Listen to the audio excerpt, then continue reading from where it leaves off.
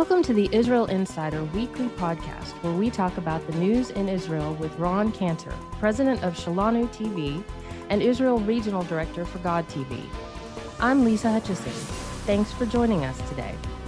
Well, Ron, let's just jump right into today's news. It's been a very amazing week there in Israel. Let's talk politics. Go. Yeah, I've been a bit pent up. We were thinking about doing this podcast on Monday because of what's happening here in Israel. And then we decided just to wait for our normal time, let things play out during the week. There has been a lot of drama since Sunday. Now, just a reminder, Sunday here is a work day. Saturday is our Sunday. That's when we go to congregation. Sunday, the kids go to school, people go to work. And when we woke up Sunday morning, we woke up to a reality that, I don't want to brag, but I am one of the only people in the country who expected it. And so let me back up just a little bit and then tell you how he got there and what I'm talking about. So let's go back to March 23rd. There is the fourth election in Israel. In 2 years. And in 2 years, right? The fourth election, 2 years. It's crazy. People are fed up. They want a government already. They can't seem to get one. We finally got one after the third election, but it was a bit of a sham between Benjamin Netanyahu and Benny Gantz because it was not a marriage that was gonna work. I won't go into why it didn't work. Let's just say it didn't work. And then we went to a fourth election in 2 years. And when we went to bed, not unlike the U.S. elections back in November, when people went to bed, it looked like Netanyahu had pulled out a victory and that he was going to be able to piece together a coalition. But by the time he woke up and we woke up, that was not the case. What had happened is that there's a party, an Arab party called the Ram Party. If I said it correctly in Hebrew, it would be more like Ra'am. They left what's called the Joint List. The Joint List is 3 Arab parties that typically form to one party, and they can end up with anywhere between 10 and 15 seats. Arab Israelis, remember, they represent 20% of our nation. I'm not talking about Palestinians. I'm talking about Arab Israelis that live within, the Israel proper, not the West Bank, not Gaza. So they get anywhere from 10 to 15 seats.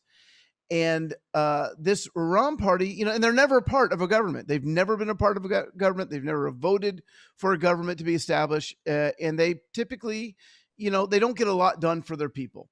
And Ram came out and said, you know what, we're tired of this. And let me just say, here's what makes this even more politically crazy. Ram is an Islamist party. There would be the equivalent of the Muslim Brotherhood in Israel. Right. Wow. So, they're not, Zionist, by any stretch of the imagination. So they decide to leave the Joint List and they said, we're going to just run on our own name because we want to be part of a government. Yeah, we know it's going to be all Jews, but we want to fight for certain things in our community. 2 big issues were rights of Bedouins in the Negev desert. And the other one is more policing in Arab cities because there's been a tremendous rise in organized crime. Okay, so what happened? Now, why is that interesting? It really becomes interesting on so many levels. But number one is because it looked like they did not break the 4-seat threshold. And if you don't break the 4-seat threshold, you get 0 seats. So we have no parties that have 3, 2, or 1 seats. If you get 3% of the vote, that's not enough. You have to get at least 3.25% of the vote, which is equal to 4 seats out of 120 to get any at all. And so this meant that Likud, the right-wing Israeli party, and by the way, Likud is not the rightest right-wing party. There's 3 other parties that would be to the right of Likud. Interesting. And so when we all woke up, it turned out that Ram, not only did they get 4 seats and break the threshold, they ended up with 5 seats. Wow. So the exit polls were wrong there. And Likud, instead of getting 32 seats, ended up with 30 seats. So they lost 2 seats. This Ram party gains 5 seats. And that changes the balance of power, because if those 5 seats disappear, that would have caused Likud at least to go up to 31, and maybe some other right-wing parties. You never know. Who did they take those seats away from? Those 5 seats, we don't know, but we do know it was definitely from Likud, because they went to bed thinking they had 32 and woke up with 30. Now, that meant that Bibi was not going to be able to put together a coalition without bringing in this Ram party. So Bibi reached out to and this turned out to be a fatal mistake for the prime minister.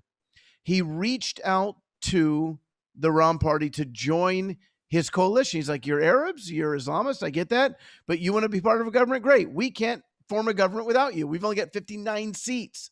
So we need you. Well, the far right-wing parties, 2 of them that ran together, one of them is an outright racist ideology called the Jewish Power Group, Utzmat Yehudit, and they're rejected by most of the country. The reason they ran with another party is because they were probably not going to get any seats, and they wouldn't have gotten any seats. And Bibi, he's the one that propped them up. He's the one that got them to be able to run, which is a shame, because Bibi's not a racist, but he wanted them in the Knesset so he could get have more coalition partners. Mm-hmm. That was wrong. I think it was wrong on many, many levels, mm-hmm. and I think it has hurt our country.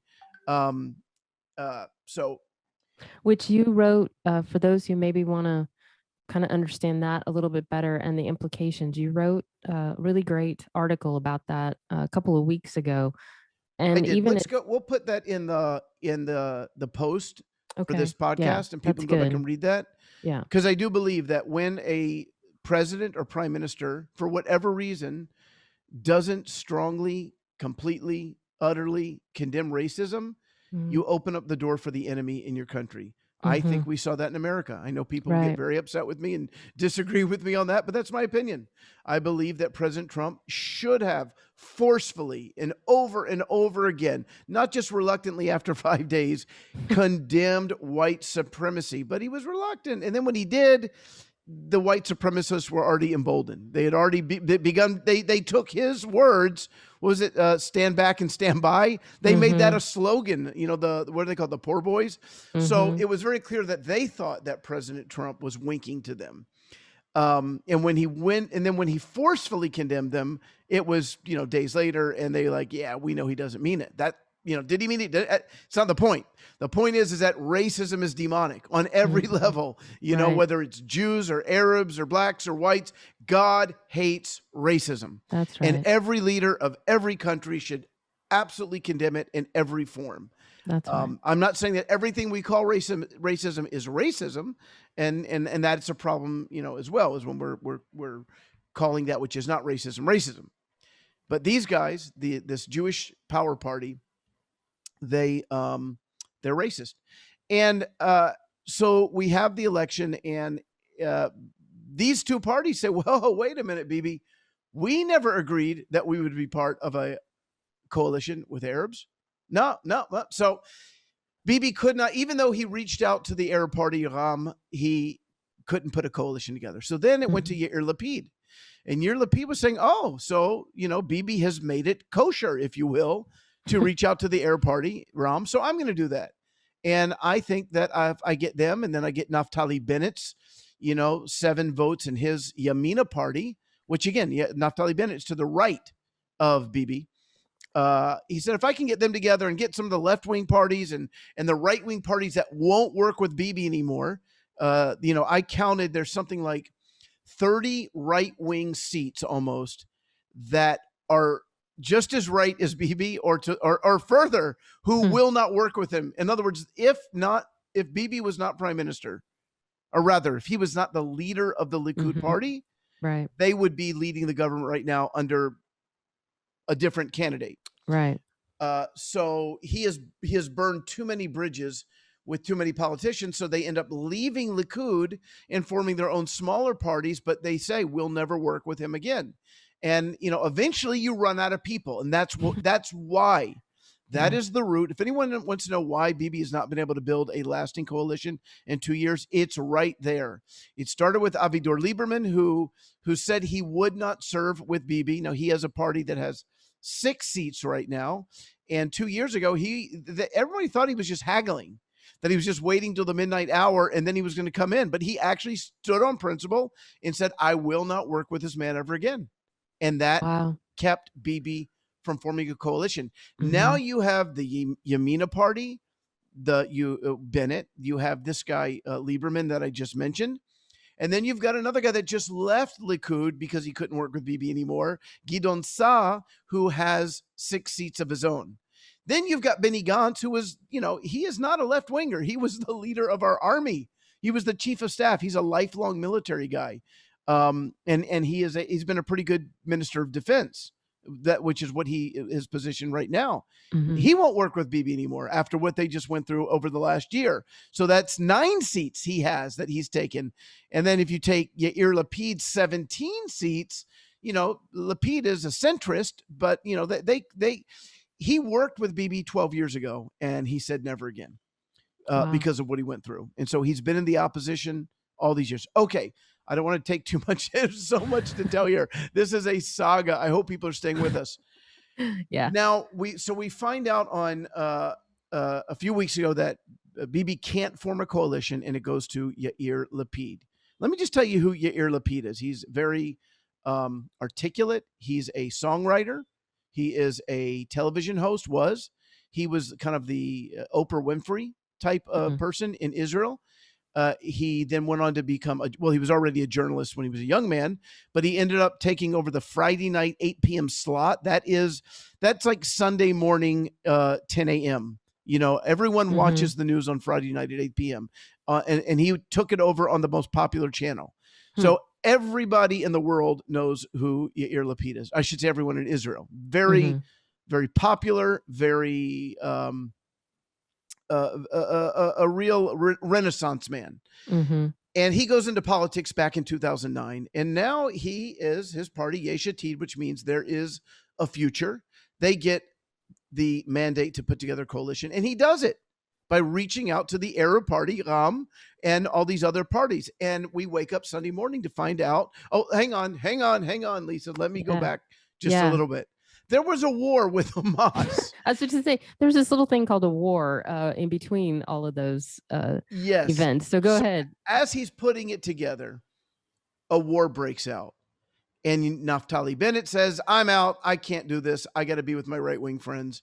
The Ram party, probably somewhat Hamas sympathizers, they said, we can't be a part of this. And it falls apart in the middle of the war. Now, I said to myself, that's what they have to say.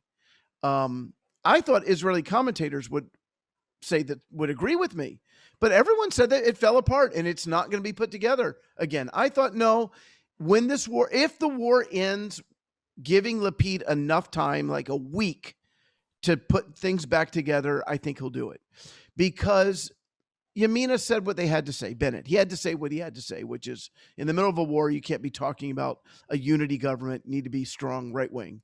The Ram party, the Arabs, we're bombing Hamas. Yeah. So, remind our folks just real quick again, left wing, right wing in Israel, that stands for security and economy. Left wing means that you are a little bit more naive, in my opinion, in terms of the way you look at security, and you lean towards socialism. Right wing means that you are capitalist and you are looking at the security situation with open eyes.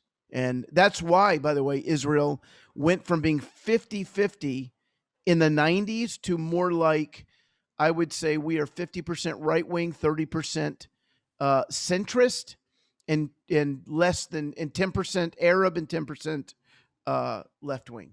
So our left wing is only 12 seats out of 120. So again, the reason we don't have a right wing government is because of Bibi. They don't. Nobody wants to work with him. Even in his own party, it's starting to crack, and I'll get to that in just a minute. Right. Go ahead. Finish. So the after war ends, Lisa, and Bibi, and Yair Lapid goes back to work on his coalition. Everybody's saying, no, it's not going to work. except for me. I don't do this very often, but I'm kind of excited that I saw it was going to happen, and I don't mean that prophetically. It just political analyzing. Yeah. I just figured that once the dust settles, Bennett will come back, and the Arab Party will come back, and they did. Mm-hmm. And we woke up Sunday morning, and it looked like he had done it. It looked like Yair Lapid had done it. So that's where it really gets dramatic. Then Bibi turns to Gideon Sa'ar. Gideon Sa'ar has his 6 seats, and they're going to join with Yair Lapid. And Bibi says, Gideon, don't do that. Come back, my son. Come back to Likud. Come back to the right wing. You don't want to be with these crazy left wingers. And he couldn't criticize. Here's where he hurt himself. He could not criticize them joining with Arabs because he was going to do the same thing. Right. So he would have. He absolutely would have.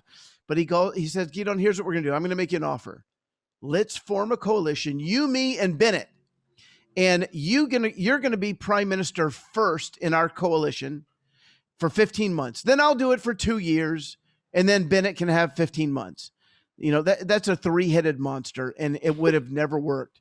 Now, understand something about Gideon Sa'ar. He does not like Benjamin Netanyahu. Again, politically, they're identical. They've been in the same party for a long, long time, but they do not like each other. So Gideon Sa'ar takes his time. He doesn't just reject it. He lets Bibi think that he's considering it, just for the fun of it, I would imagine. And then the next day he writes on Twitter that he has no interest, that he ran on the platform that he would never form a coalition with Netanyahu, and he stuck to that. So then, the name calling began. Bibi began to call them traitors. They're going to have a left-wing government. And then, according to reports, again, I want to say something. I have a tremendous respect for Prime Minister Netanyahu, his career, all that he has done for the nation. What I've seen happen, not just here, but in many situations, is that when a leader, particularly a leader who's been in power a long time, when he's enjoyed being in power, his position, when he sees it falling away, when he's losing grasp of that position, they begin to act in a way that is unbecoming of their role. And you've seen that in history. Mm-hmm. And so he began to do things manipulative. Now, again, he's in politics. That's, manipulation's an art form. But he called up Mansour Abbas. Mm-hmm. Right, Abbas, who is the leader of the Ram party. And he said, Mansour, listen, you got to keep asking them for. Now, this is the Prime Minister of Israel calling up the leader of the first Arab party that's willing to be part of a government. But it's not going to be Bibi's government. It's going to be Yair Lapid and Bennett's government. And he says, listen, you've got to put pressure on them. Keep asking for more. Whatever they give you, ask for more. They'll give you more. What Bibi was hoping what would happen is that he would ask for so much that it would destroy any chance of becoming an actual government. Now, obviously, Abbas is not a dummy, but he did it. He kept asking, and it wasn't until 11, there were all kinds of haggling. And again, if you had asked me yesterday morning, even Tuesday, when it looked like things were falling apart. So from Sunday morning, when it was announced that it looked like they had a coalition, until last night, midnight, which was the absolute deadline, it looked like it was falling apart on 18 different fronts. But that basically should have spoken to everyone that the coalition was strong. Now, why would I say that? Yeah. Because the fact that they were all haggling and they were all posturing, I'll never serve with this person unless I get this. I'll never be a part of this government unless you do this. That was just proof that they actually had a strong agreement, and they were haggling until the last second. So apparently everything finally got signed late last night. And at 11:30, right before I went to bed, it was announced that Yair Lapid went back to Reuven Rivlin, our president, which is we'll talk about that later, what the president does, but he oversees these things. Part of the role of the president, it's not like the U.S. president, not at all. President oversees the Knesset. and all these procedures. So Yair Mhm. Lapid calls him up and says, I did it.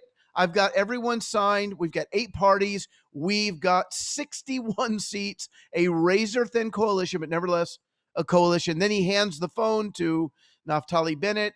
I watched the video of it, and I'm sure they're going to make a skit of it we have a show here called Eretz Nehederet, which means Mhm. a wonderful country or a wonderful land.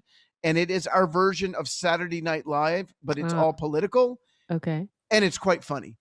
They'll make fun of it because it was a funny scene. He's talking on a phone, but you can't hear who's on the other line. And then he gives it to his friend Yair Lapid, Naftali Bennett. The point is, as of last night, 11:30, they have a government. Now, let me say this. There are a lot of believers around the world that love Benjamin Netanyahu, and they should. Mhm. I love the fact that they love the prime minister of Israel. But I have to tell you that most of the believers, probably 70% at this point, do not vote for him or do not vote for Likud. Hmm. Not because they don't believe in strong security. There are other good right-wing parties or centrist parties. And again, you say, well, what about abortion? What about homosexuality? Those aren't even issues here in Israel. Hmm. Any politician who said something negative about homosexuality would be it would hurt him considerably or her. Hmm. It's just not an issue here. Sadly, the Orthodox parties, they have their views, but they're just out for, handouts, and, takeaways, whatever they can, entitlements. Mhm. So when somebody votes for the left, they're not saying they're pro-abortion or pro-homosexual. They're saying that it could be a protest vote. And I've never voted for a left-wing party. I can't I think I may have voted for one centrist party, but I've typically I voted for right-wing parties, but I don't know if I've ever voted for Likud. I voted for Lieberman's party. I voted for Bennett's party. I voted for the Messianic Party one time, knowing that they wouldn't win, just out of intercession and prayer. So here we are today, Lisa. Woke up this morning. There is a coalition, and everybody might be saying, well, number one, is this the end of Benjamin Netanyahu? Not so fast.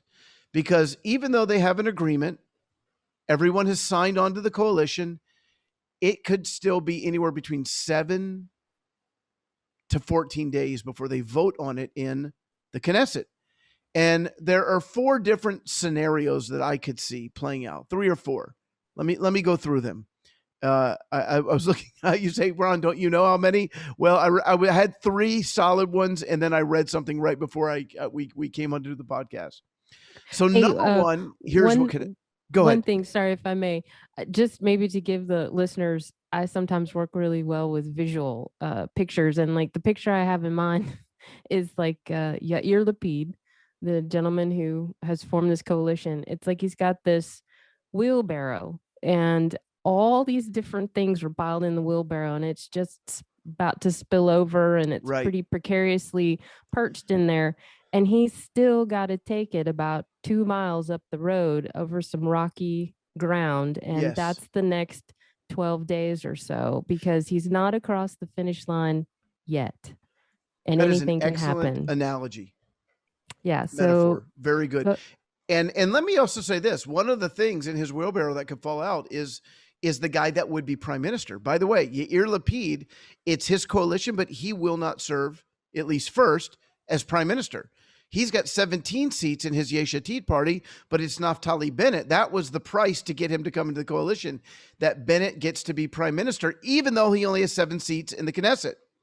And he was the one that was supposed to also share being the prime minister with Netanyahu now, right? Well, I wouldn't say supposed to, because you never know until you know. Oh. I would say that of one of the many things that Bibi offered him, one was that he would be prime minister, and then it was good that he'd be prime minister first, and then it was the 3-headed monster with him, Gidar. So it just changes every day. Got it. And Bibi's smart. He is a seasoned politician. So after, in the middle of the war, when it looked like Bennett was weak because he then rejected Lapid and said, I can't do this. He looked weak going back and forth. And then Bibi said, well, forget it. I'll never let you be prime minister now. So it's, Bibi's not easy. Yeah. If you're going to be a partner in a coalition. Okay. So the way this would work is that Bennett would be prime minister for 2 years and change. And then Lapid will be prime minister for 2 years and change. Now, we have not had a government that has gone the full 4 years. And this one would be for almost 5 years. We've not had that. I can't remember the last time. I really cannot remember the last time it went because it inevitably people get upset. The coalition falls apart. So here's what could happen, Lisa. I hope our listeners are still here, and I hope they're enjoying this drama. Saga. And it could all be, it will all be over soon, one way or the other. Here's what could happen. Number one is things could go just the way they're planned, is that they will have a vote in the next week or two. And why I say week or two, I'll tell you in a minute. Could be in 5 days, could be in 2 weeks. And the government passed 61 votes and there's a government.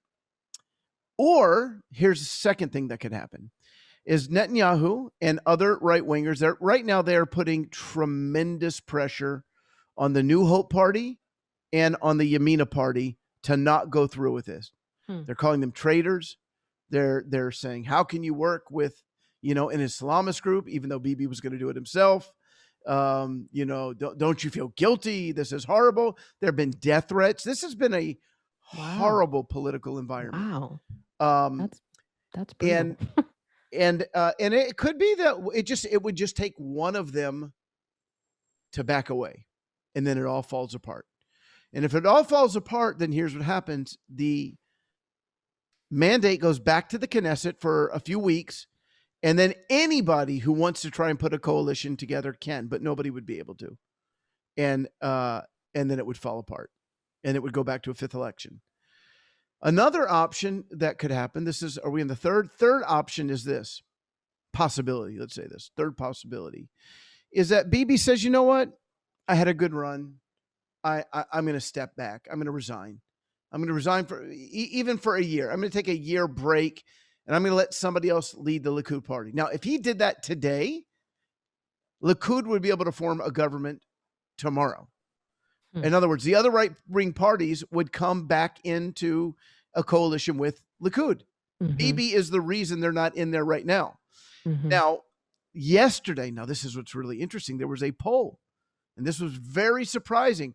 Almost 50% of the Likud faithful said they want Bibi to resign for a year. That is surprising. Yes, and it was 47.5%. And then it was just 48% that said they want him to stay. So it's pretty much 50-50. Wow. And if they had elections right now, primaries for Likud, there are 3 people that would run, probably. One is a guy by the name of Yuli Edelstein. He is right now our Minister of Health. The other one is Israel Katz, who recently he was our foreign minister. But he is seen as a hack for Bibi.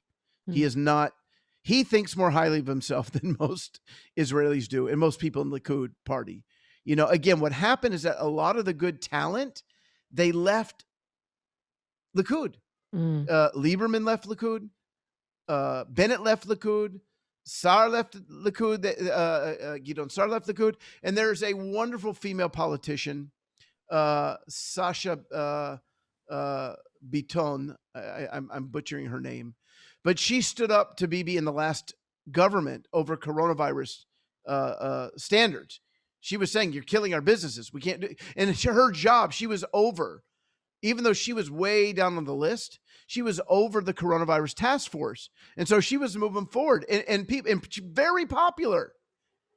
And Bibi's guys, they went after her and they fired her. So she ended up leaving with Gideon Sar to be part of the New Hope party. And now I think she's like number 3 or 4 in that party. And now she's going to be a cabinet minister.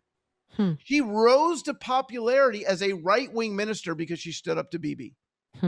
So these are talented people. They've all left the Likud party because of one person, Benjamin Netanyahu. And Can so they you're left with people. fire? Can they fire him, or he just has to resign? They could not. I don't know. That's the short answer. Okay. They could, if they had primaries Mm-hmm. and his, number was low enough, Mm-hmm. under 30, because there's 30 seats. But I've never heard of a sitting prime minister being removed by his own party. I don't think that can happen. Okay. Just curious. Okay. So but the he would pressure have is to resign. mounting. Yeah. The pressure is mounting on him because of this poll, but also because there's another guy involved here, and that's Nir Barkat. If it was just Edelstein and Israel Katz, he'd have nothing to worry about.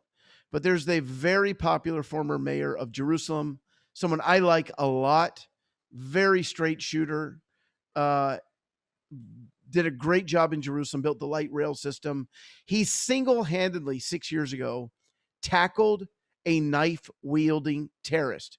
He literally, him and his security team, they rushed the guy. And then of all people, the mayor, not his guys that have guns, but the mayor tackles him.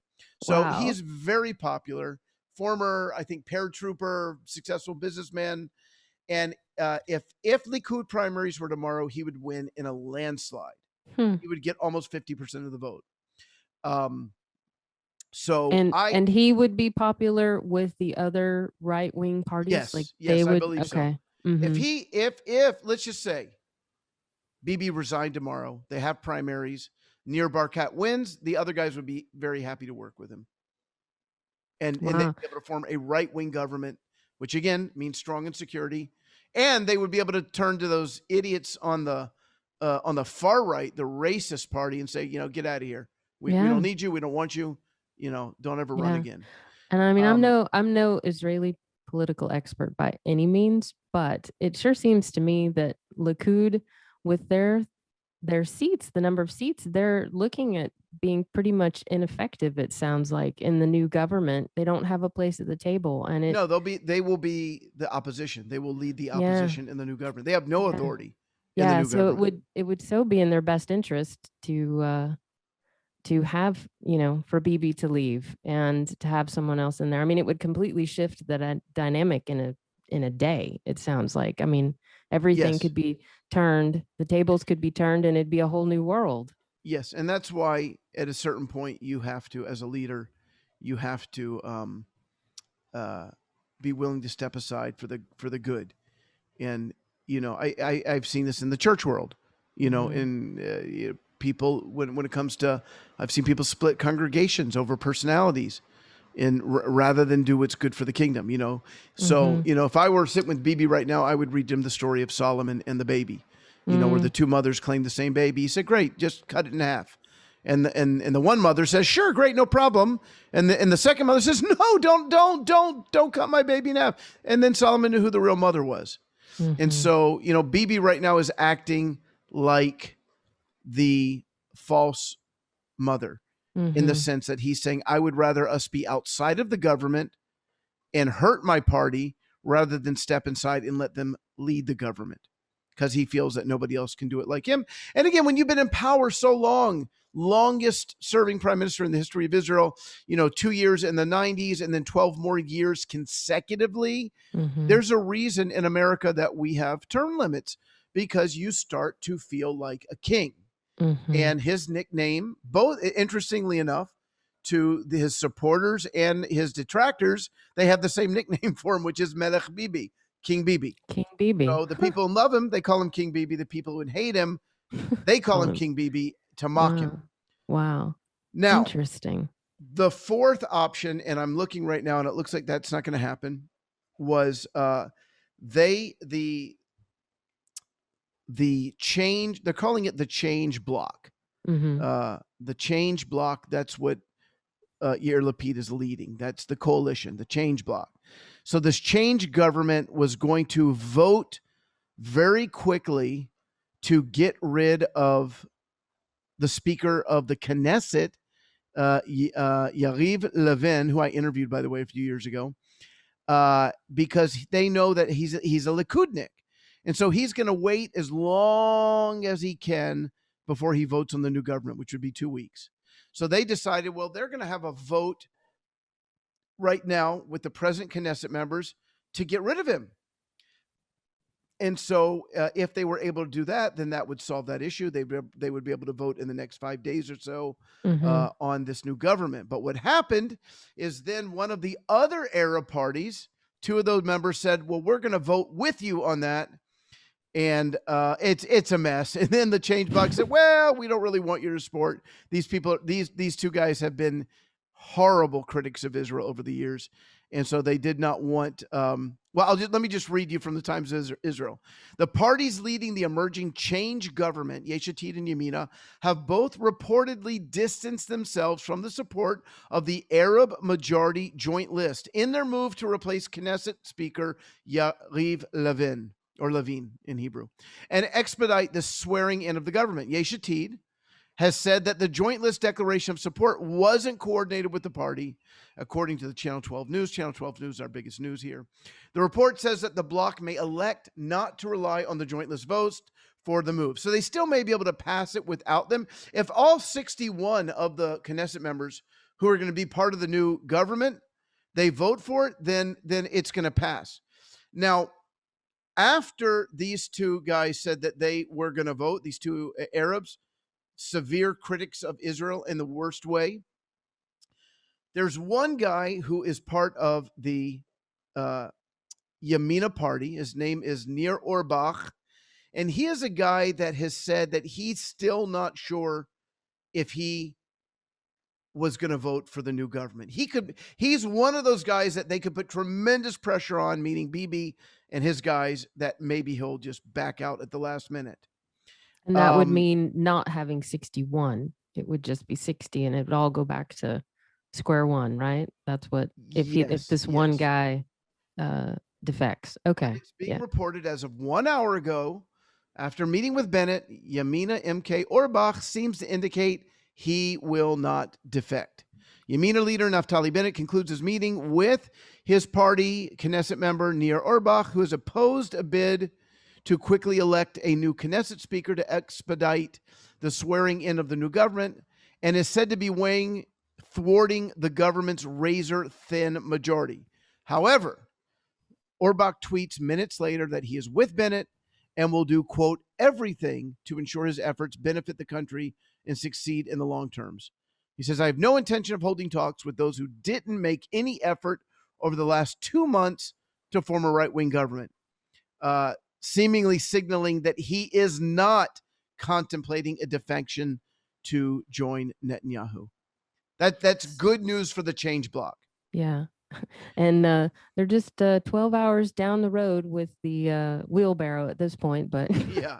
It's holding together. I also have this picture here in America. We have this several crazy game shows that I see commercials for, where people are on this field of competition, like in an arena, and they have all these things that are moving at them and trying to knock them off balance or into the water, or like a jousting thing or whatever. And I think that's also, I just got the picture of them or dancing in a minefield is what it seems like over there. You have to gently, dance one way, then another, move here, step here, don't step on that, with this whole dance.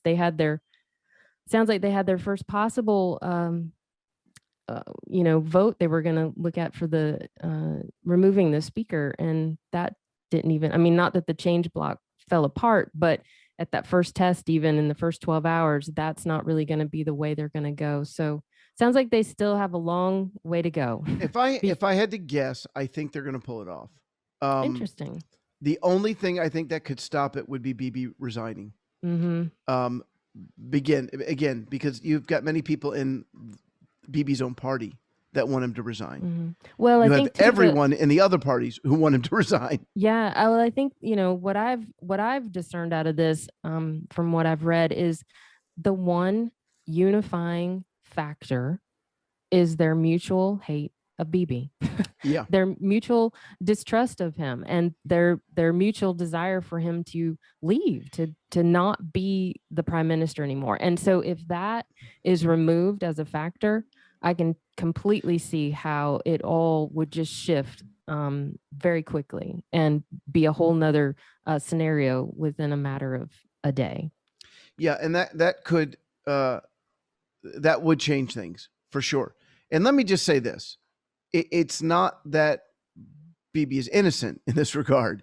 He's pushed these people away. These are talented people who were challengers, and so he did what he could politically to keep them down.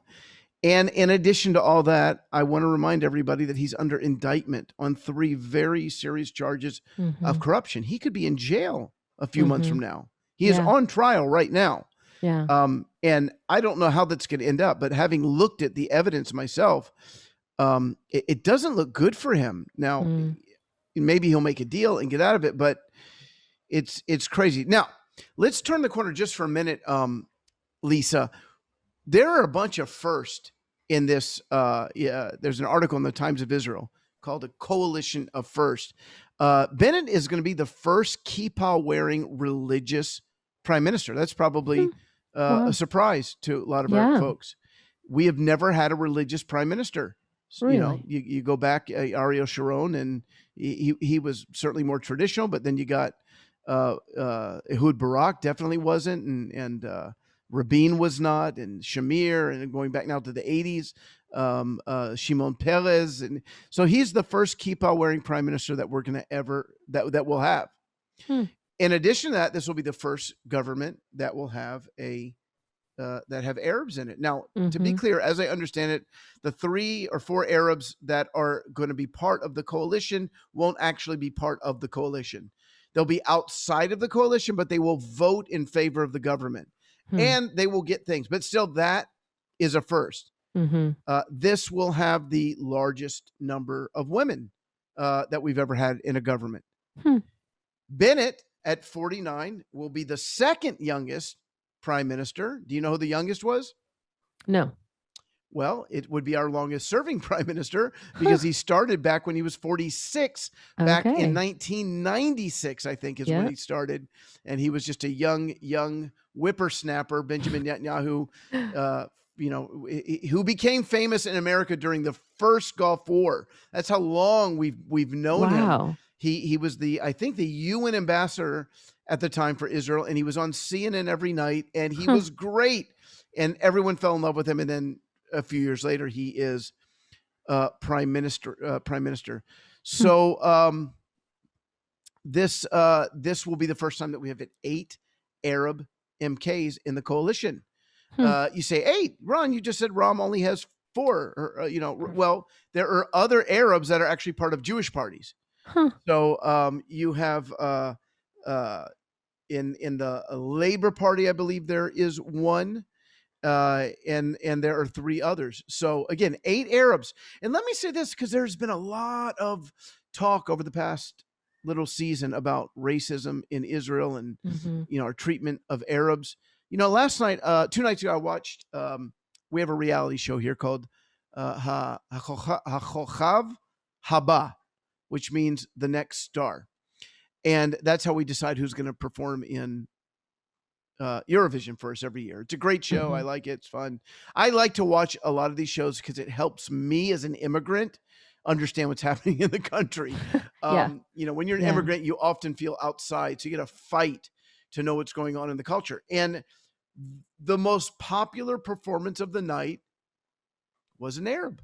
So you get 7 Israeli judges, Jewish judges, and they're all going crazy over this Arab woman.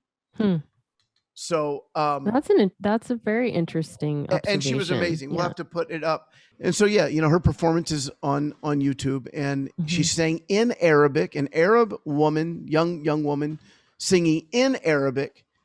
Now, I said to Ilana, we were listening to her performance in the car not long ago, and I said, imagine if this was in Gaza and it was a Jewish woman singing in Hebrew.